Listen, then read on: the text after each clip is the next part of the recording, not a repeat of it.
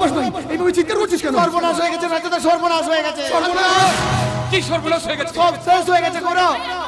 উল্টোপাল্টা এগুলো কি বলছিস? আরে আমি ঠিকই বলছি মালতী। আরে কি হয়েছে আসল ব্যাপারটা বলো। চুপ করে থেকো না, কি হয়েছে বলো। বলাবাস ভাই তুই চুপ করে থাকিস না, কি হয়েছে বল বল বল। আমাদের মহাদেব কাকা গলায় দড়ি দিয়ে আত্মহত্যা করেছে। বাস!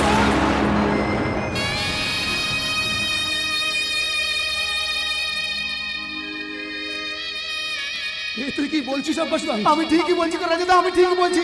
আজকের এই পুজোর দিন একটা তোর তাজা পান নিস্তব্ধ হয়ে গেল। না না, এই আমি কিছুতেই বিশ্বাস করি না, আমি কিছুতেই বিশ্বাস করি না। মহাদেব কাকা কখনোই আত্মহত্যা করতে পারে না। যে মানুষটার মনে কোনো লোভ নেই, পাপ নেই, মিথ্যার আশ্রয় নেই, সে কখনো এ কাজ করতে পারে না। যাকে কখনো অন্যায় করতে দেখিনি, মাথা উঁচু করে কথা বলতে শুনিনি, সে করবে এমন কাজ? ঠিক বলেছো দাদা। আমি শুনেছিলাম মহাদেব কাকার মুখ পুড়ে মারা যাওয়ার পেছনে ওরই হাত ছিল। মালতী হয়তো এই ভগবান কোনো পাপের শাস্তি ওকে দিয়েছে। না রাজা তো না, মহাদেব কাকা আমাদের ওই ডোবা পুকুর পাড়ের বড় আম গাছে গলায় দড়ি দিয়ে এখানে যেখানে উঠাটা খুবই কঠিন। তার মানে নিশ্চয়ই কেউ মেরে ফেলেছে। হ্যাঁ ও ঠিকই বলেছে। আবার হয়তো এই গ্রামে নতুন করে কোনো বিপদ ঘনিয়ে আসছে। তাহলে কি হবে? নিশ্চয়ই হবে এর প্রতিকার।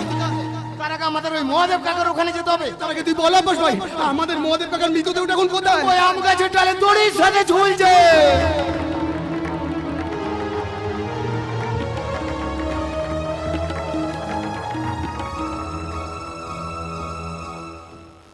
আসছে, আবার আসছে।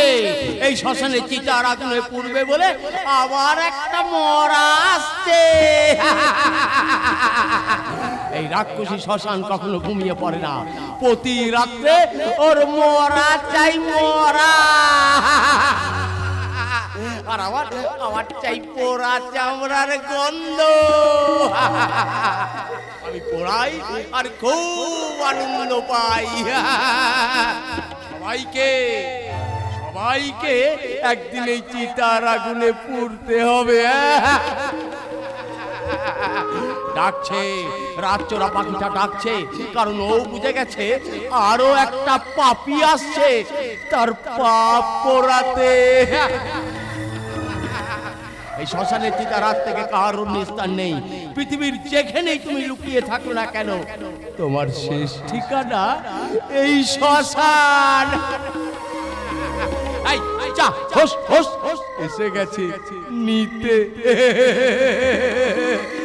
ভয় নেই, ভয় নেই, সব পাপের বিচার করার জন্য